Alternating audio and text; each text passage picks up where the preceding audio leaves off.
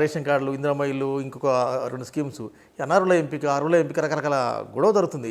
ఏంది ప్రభుత్వం తేల్చిన అంశం ఏంది? అర్హులకు ఏదైనా పథకాలు ఇవ్వాలంటే అర్హులకు బిలో పావర్టీ ఉన్న వాళ్ళకి ఇవ్వాలనేది సంక్షేమం అంటేనే బిలో పావర్టీ పేదరికంలో లేదా అంటే దానికి అర్హత ఉన్నటువంటి వాళ్ళకి ఇవ్వాలి. కానీ గత ప్రభుత్వం బీఆర్ఎస్ ప్రభుత్వం వడ్డించేటోడు మనవాడైతే ఏదైనా చేయవచ్చు అన్నట్టుగా 500 కోట్ల ఆసాములకు ఇచ్చిర్రు. ఇవాళ కొన్ని టీవీలు పేపర్లలో కూడా వచ్చినాయి. అన్నీ ఇష్టం వచ్చినట్టుగా ప్రజాధనాన్ని తమకు నచ్చినట్టుగా పంచేసుకున్నారు. కానీ అర్హులకు పంచలే, అనర్హులకు పంచారు. అర్హులకు పంచితే చాలా సంతోషంగా ఉండే. ఇప్పుడు అర్హుల యొక్క జాబితా తేల్చి అర్హులకు ఖచ్చితంగా రీచ్ కావాలనే ఉద్దేశంతో 1కి 2 సార్లు గ్రామ సభలు కానీ దరఖాస్తులు కానీ చేస్తుంటే మేము చేయలేంది వాళ్ళు చేస్తే ఎట్లా అనే అక్కసుతోటి వాళ్ళు సృష్టించిన గొడవలు తప్ప ఎక్కడా కూడా నార్మల్ పీపుల్ ఎక్కడ చేయలే.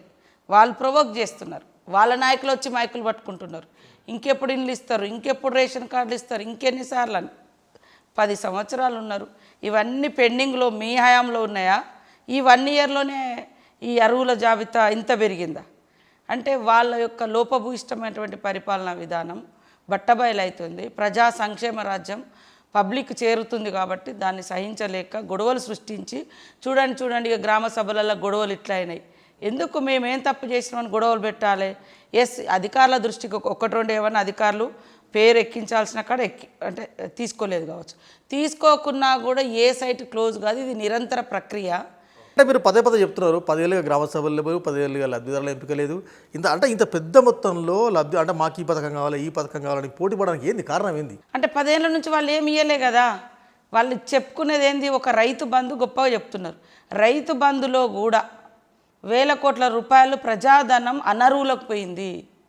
కష్టజీవులకు పోలేదు, రైతన్నలకు పోలేదు, రియల్ ఎస్టేట్ చేసే వాళ్ళకు పోయింది, అమెరికా నుంచి వచ్చి ఆడి కార్లలో పోయి చెక్కులు తీసుకునేటోళ్ళకి పోయింది. అది ఎంతవరకు న్యాయం? ఇప్పుడు రైతు బంధు అన్నప్పుడు పంట పెట్టుబడి అన్నారు, పట్టా పెట్టుబడి అనలే.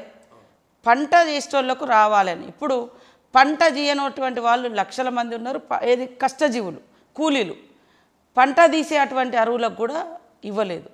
మీరు గుట్టలకు పుట్టలకు పట్టా ఉంటే ఓకే, ఒక దళితులకు ఒక గిరిజనులకు ప్రభుత్వము అసైన్ కింద ఏదైనా గుట్ట పుట్ట ఇస్తుంటే అది ప్రభుత్వం భరించాల్సిందే, ప్రభుత్వం ఇవ్వాల్సిందే. ఎందుకంటే మనమే అలాంటి గుట్ట పుట్ట ఇచ్చినాం కాబట్టి వాళ్ళకి అర్హత ఉంది, వాళ్ళకి ఖచ్చితంగా ఇవ్వాల్సిందే. అట్లాంటి వాళ్ళకి మొన్న సీఎం గారు కూడా చెప్పారు, ఒక దగ్గర గత ప్రభుత్వంలో ఏదో ఒక డ్యామ్ కట్టారు, వాళ్ళకి నష్టపరిహారం ఇవ్వలేదు, కానీ వాళ్ళ పంటలు మునిగిపోయినాయి, అది నీళ్ళల్లో ఉంది అంటే అది ప్రభుత్వం తప్పే కదా. కాబట్టి అట్లాంటి వాళ్ళకి ఇవ్వాల్సిందని ఇట్లాంటివి ఉన్నాయి.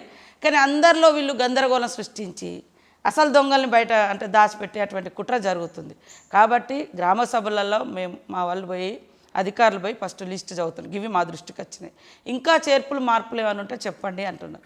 దాంట్లో తప్పేముంది అసలు? మంత్రి గారు గ్రామ సభలు అయిపోయినాయి. 21st 24th వరకు గ్రామ సభలు అయిపోయినాయి. కానీ గ్రామ సభలో తిరుగుబాటు జరుగుతుంది, గ్రామ సభల్లో గొడవ జరుగుతుంది.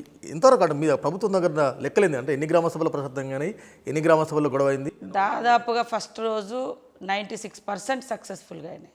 తర్వాత కూడా నిన్న కూడా దాదాపుగా అదే స్థాయిలో బాగా అయినాయి. నిన్న మా దగ్గర ఒక గొడవ చేశారు. మొన్న మా దగ్గర ఒక గొడవ అయింది. గొడవ అయినప్పుడు ఆయన భార్య అంగన్వాడీ టీచర్, వాళ్ళ మరదలు అంగన్వాడీ టీచర్ నేనే ఇచ్చిన 2010లో. తర్వాత వాళ్ళ తమ్ముడి భార్య అంగన్వాడీ టీచర్. ఆయనకు 5 ఎకరాల భూమి ఉంది. ఆయన టీఆర్ఎస్ కార్యకర్త. చుట్టూ కూడా టీఆర్ఎస్ వాళ్ళు ప్రొవోక్ చేశారు. ఆ ఊర్లో 10 ఏళ్లలో ఒక ఇల్లు కూడా గత బీఆర్ఎస్ ప్రభుత్వంలో రాలేదు. డబుల్ బెడ్రూమ్లే రాలేదు, పింఛన్ రాలేదు. చాలా పూరెస్ట్ పూర్ ఉన్నటువంటి విలేజ్. ఆ ఊర్లో కనీసం డిస్కషన్ అవుతుంది, పేర్ల జాబితా చదివిన తర్వాత నాకు ఇయరా అది ఇదని, అరే నీ పేరు ఇవ్వు, అర్హత ఉంటే తప్పకుండా ఇస్తారు. ఆ మందు తాగాల్సినటువంటి అవసరం అయితే అక్కడ లేదు. ఎవరు అడ్డుకోలే, ఎవరు ఏం చేయలే. వాళ్ళు ఎంత దుర్మార్గం అంటే అట్లా ప్రొవోక్ చేసి వాళ్ళ జిల్లా అధ్యక్షుడు మా దగ్గర ఒక అతను ఉంటాడు, కాంగ్రెస్ పార్టీ కార్యకర్తలు కొట్టడానికి పోతే మందు తాగిండని మళ్ళీ ఇది ఉల్టా చేశాడు. ఓకే, అట్లా ఆయన కూడా మేము లిస్ట్ తీస్తే నిన్న ఆయన భార్య ములుగు హాస్పిటల్కి వచ్చింది. మీ అందరు పోయి ఎందుకు ఆయన మందు తాగిండంటే లిస్టు చదివినప్పుడు ఆయనలో మా పేరు రాలేదు కాబట్టి మందు తాగిండు. మరి కాంగ్రెస్ వాళ్ళు కొట్టిరని మీ నాయకులు అంటున్నారు, ఎవ్వరు కొట్టలేదని. ఇవి స్వయాన భార్య, ఆడ భార్య కూడా ఇంట్లో ఉన్న భార్య కాదు, ఆడ డ్యూటీలో ఉంది, అంగన్వాడీ టీచర్గా ఆమె డ్యూటీలో ఆ గ్రామ సభలో ఉంది.